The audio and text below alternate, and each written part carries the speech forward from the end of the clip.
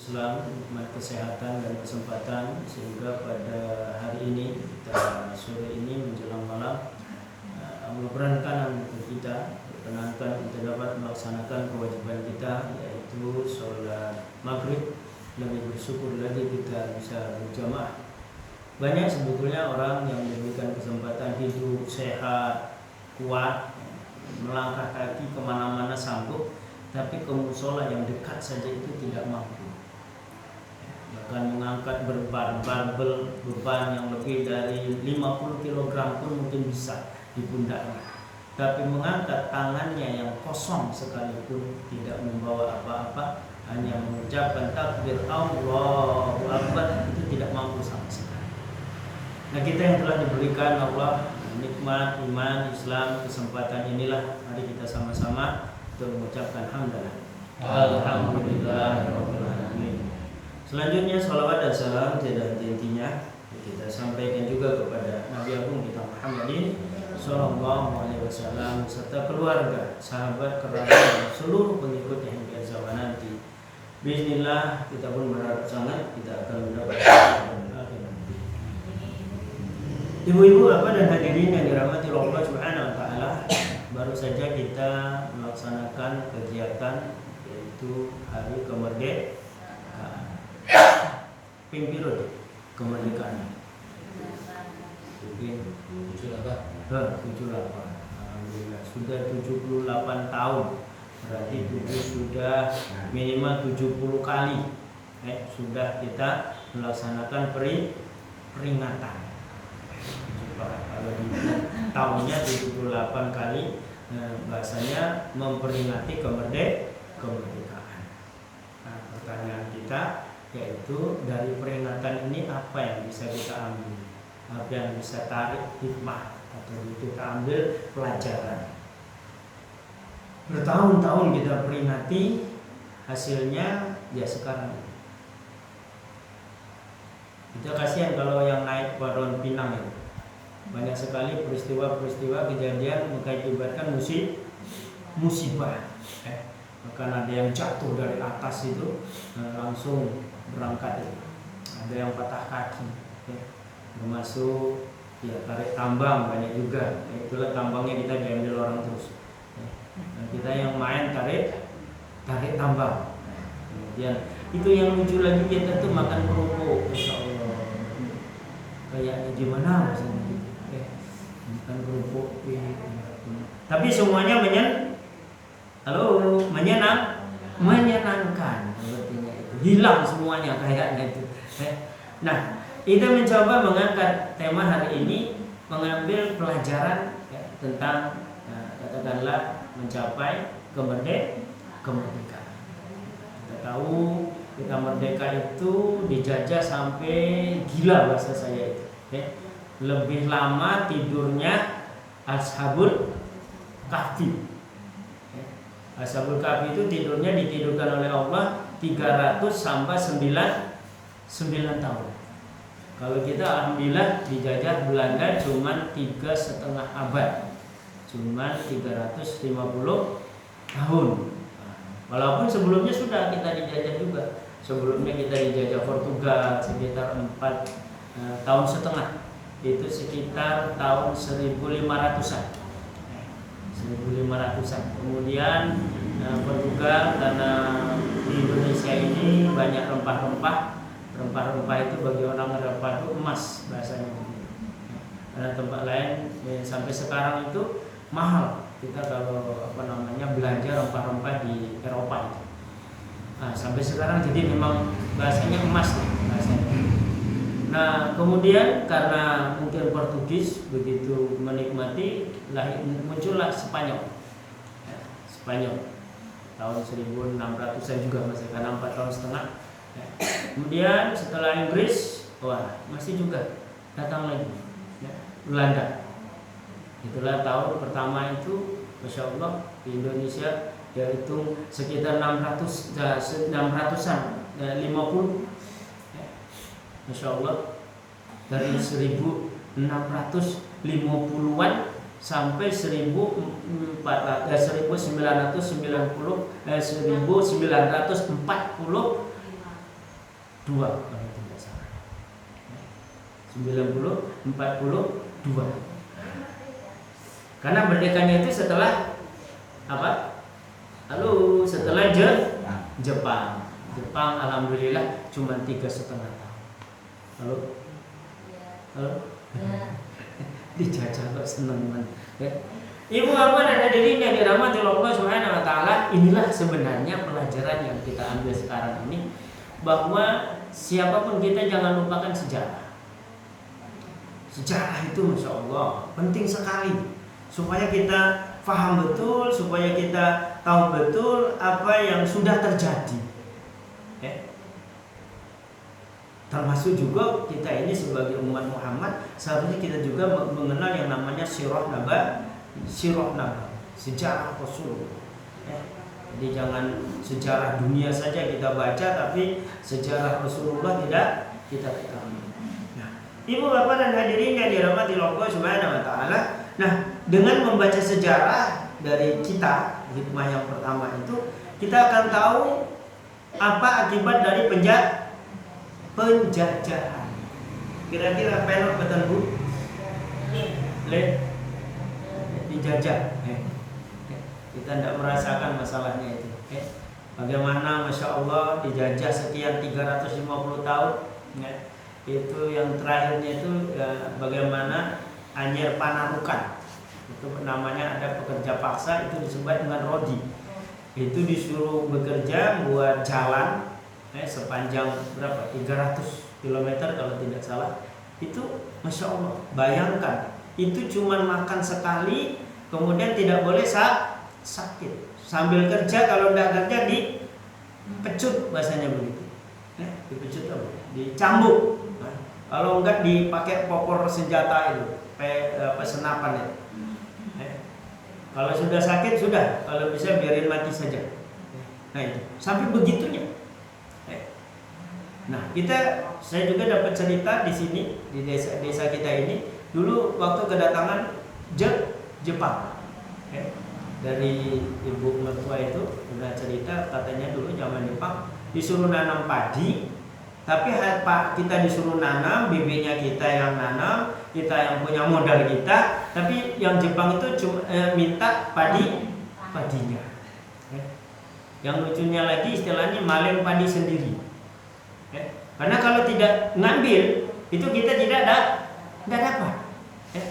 Istilahnya karena besok mungkin berapa minggu depan mau disetor, malam ini nyolong padi sendiri. Nyolong padi sendiri supaya dapat bagian. Coba sampai seperti itunya. Lucu memang. Ibu bapak dan hadirin yang dirahmati Allah Subhanahu wa taala. Jadi bahkan bagaimana di Sulawesi Westerling itu membantai sekitar 40.000 orang. Coba bayangkan 40.000 orang. Ibu bapak dan hadirin yang dirahmati Allah Subhanahu wa taala. Nah, dengan mengenal sejarah ini, kita tentunya tidak ingin kembali sebetulnya dijajah. Sebetulnya kalau bisa jangan, kalau bisa. Nah, itulah kalau bisa bagaimana kita berpikir penjajahan itu harus hilang di Indonesia.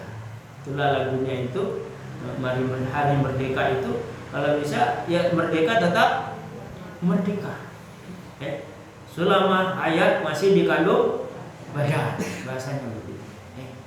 Ibu bapak dan hadirin yang dirahmati Allah Subhanahu wa taala. Yang kedua, mungkin yang perlu kita bayangkan, yang perlu kita cermati, siapa yang pernah menjajah kita.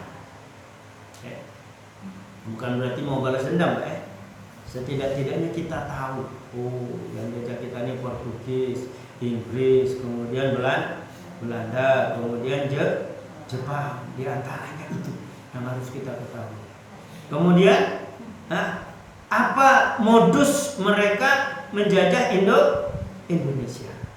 Model operasinya bagaimana? Bagaimana mereka itu bisa kayak Belanda ini sampai selama itu 350 tahun. Kita ini Masya Allah, saya juga belajar sejarah itu kok sesuai ini dijajah selama 350 tahun. Umpamanya saya ketika itu hidup barangkali saya juga tidak tahu gimana bahasanya. Kok kok bisanya selama itu loh, sampai 350 tahun itu? Kok kenapa? Ya memang menarik ibu bapak dan hadirin yang dirahmati Allah Subhanahu wa taala. Nah, modus mereka ini adalah divide and impera, politik pecah belah istilahnya. Mereka menyanjung satu kaum, melemehkan kaum yang lain. Apalagi kakak beradik. Satu kerajaan yang kakaknya misalnya atau adiknya itu disanjung-sanjung, diberikan banyak kemudahan, atau mungkin difitnah, bahasanya begitu. Akhirnya mereka berperang. Nah, setelah perang mereka nanti minta bantuan. Nah, dari bantuan inilah kemudian mereka membuat perjanjian. Perjanjian ini ya tentunya pihak Londo yang mendapatkan kebaikan, yang pengen banyak dapat sesuatu. Ibu bapak dan hadirin yang dirahmati Allah Subhanahu wa taala. Kemudian yang terakhir, ketika kita membaca sejarah, nah sikap kita terhadap ini segala sesuatunya, termasuk penjajahan, termasuk orang-orang yang pernah menjajah ini. Nah sikap kita bagaimana? Nah inilah yang mungkin ketika kita membaca sejarah. Jadi bukan berarti kita membaca sejarah ini tujuan ingin balas dendam, tapi kalau bisa jangan kembali lagi kita dijajah dengan segala macam bentuk penjajahan. Nah ini yang diharapkan seperti itu. Ibu bapak dan hadirin yang dirahmati Allah Subhanahu wa taala. Yang kedua, tadi yang pertama dengan bagiannya, yang perlu kita harus bersyukur bahwa akhirnya kita merdeka. Walaupun kemerdekaan itu juga ada negara-negara yang bahasanya itu menolak, ada negara-negara juga yang bahasanya mengakui. Terkenal yang namanya ada Palestina, ada Mesir, ada Afghanistan, bahkan India mengakui. Tapi yang menolak ini jelas Belanda sama Inggris masih juga. Pengennya mereka itu, itulah kenal dengan namanya Bandung Lautan Api, Malangan Ambarama. Itu kan bagaimana Belanda pengen tetap saja bercokol. Ibu bapak dan hadirin yang dirahmati Allah Subhanahu wa taala, dan kita bersyukur. Bagaimana wujud kesyukuran ini? Tidak lain adalah kita berusaha mengisi kemerdekaan ini dengan sebaik-baiknya. Itulah seharusnya kita orang tua ini mendorong anak muda, termasuk keluarga kita, bagaimana mereka berperan dalam mengisi kemerdekaan ini, berbuat yang terbaik, bukan terbalik. Susahnya sekarang ini nyari orang baik kok angel ya, apalagi sudah di atas. Mas Gino lebih tahu itu biasanya. Kalau sudah di atas itu kayaknya ini. Bahkan masya Allah sekarang ini ada orang yang sudah nyetir negara kita. Silakan dibuktikan. Kalau sudah ke atas sana kita itu sudah tidak bisa apa-apa. Semuanya sudah ada mafia. Bukan Mbak Pia ya. Mafia. Ya silakan dibuktikan karena sudah, bahkan kita di jalan saja itu yang mobil truk itu besar-besar itu dipalati terus di mana-mana. Jadi kalau mereka tidak punya persatuan yang kuat di jalan itu dia terus bahasanya dihabisi dan dapat. Ibu bapak dan hadirin yang dirahmati Allah Subhanahu wa taala. Jadi monggo sekarang ini kita sudah berpikir jangan ke belakang terus lah. Karena kalau ke belakang terus kita mencret namanya nanti. Kita berpikir ke depan bagaimana Indonesia ini lebih baik. Saya juga berharap ini kita ke depan ini lebih baik. Bukan lanjutkan, bukan. Kalau lebih baik itu berarti semuanya baik. Karena kita ingin mendapatkan rahmatnya Allah. Ibu bapak dan hadirin yang dirahmati Allah Subhanahu wa taala, setelah kita bersyukur dengan apa yang Allah berikan merupakan kemerdekaan ini, bukan hadiah atas jeris payah dan berkah rahmat Allah. Nah ini masya Allah. Inilah yang menandakan bahwa berjuang itu banyaklah para ulama, para kiai, para santri, bukan orang sembarangan. Tidak mungkinlah kalimat berkata atas berkat rahmat Allah. Coba kalimat utamanya itu pembukaan undang-undang. Bahkan ketika di Bandung itu, Bandung Lautan Nabi, Sutomo itu pekik yang diutamai, pekiknya itu pekik Islam, pekik takbir. Masya Allah. Ibu bapak dan hadirin yang dirahmati Allah Subhanahu wa taala, yang jelas bersyukur bagaimana kita mengisi kemerdekaan ini dengan sebaik-baiknya gitu. Mulai dari anak-anak, remaja sampai orang tua. Jadi bukan lagi berpikir, walaupun sekarang ini Masya Allah ibu bapak dan hadirin yang dirahmati Allah Subhanahu wa taala, kita sekarang ini dikacaukan dengan yang namanya katakanlah digital. Dikacaukan. Jadi karena ibaratnya kita ini baru nemu mainan. Kalau anak kecil kan kalau baru nemu mainan kira-kira gimana? Senang sekali. Mau melepaskannya itu angel kayaknya itu. Nah kalau ke orang tua, kita sebagai orang tua kita tidak mampu mengendalikan itu, maka akan jadi korban. Jadi akan jadi korban namanya kecanggihan teknologi sekarang. Telah banyak yang korbannya orang tua, ya anak-anak, yang remaja korban TikTok. Jadi demam TikTok itu sampai itu jadi sarafnya kena.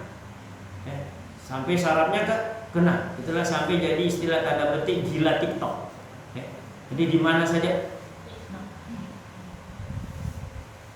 wah bergerak sendiri, tangannya bergerak, kepalanya goyang-goyang, seolah-olah ada sarafnya itu sudah hampir tidak bisa dikendalikan.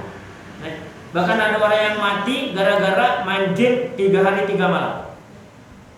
Jadi pertama kali game itu viral-viralnya itu seorang anak muda, kebetulan di Cina juga kebetulan, itu 3 hari 3 malam itu main game.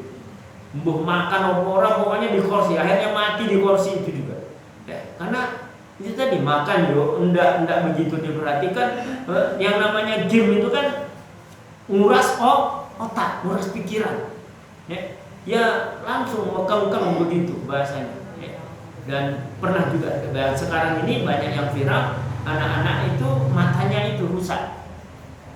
Sampai ada yang berdarah-darah bahasanya begitu. Kenapa? Game, main wah semuanya itu Masya Allah. Ibu bapak dan hadirin yang dirahmati Allah Subhanahu wa taala, jadi kita bersyukur ini dengan mengisi kemerdekaan dengan sebaik-baiknya. Dengan sesuai dengan kemampuan kita masing-masing, siapapun kita. Jadi bukan khususan bahasanya lebih, siapapun kita. Orang tua bagaimana mengarahkan anaknya menuju prestasi yang terbaik. Kemudian selanjutnya, nah ini segala sesuatunya itu butuh perencanaan yang baik. Ada ungkapan kalau kita punya rencananya itu kita tulis, kita buat sedemikian rupa, maka itu separuh dari sukses, separuh dari keberhasilan. Tapi kalau kita tidak membuat rencana, sama saja merencanakan kegagalan. Itu bahasanya. Orang berencana kok bisa sukses ini kan ngendi? Dari mana kita bisa sukses kalau tidak punya rencana? Nah, kalau punya rencana berarti ada sesuatu yang ingin dicapai, sesuatu ada yang ingin dituju. Bahkan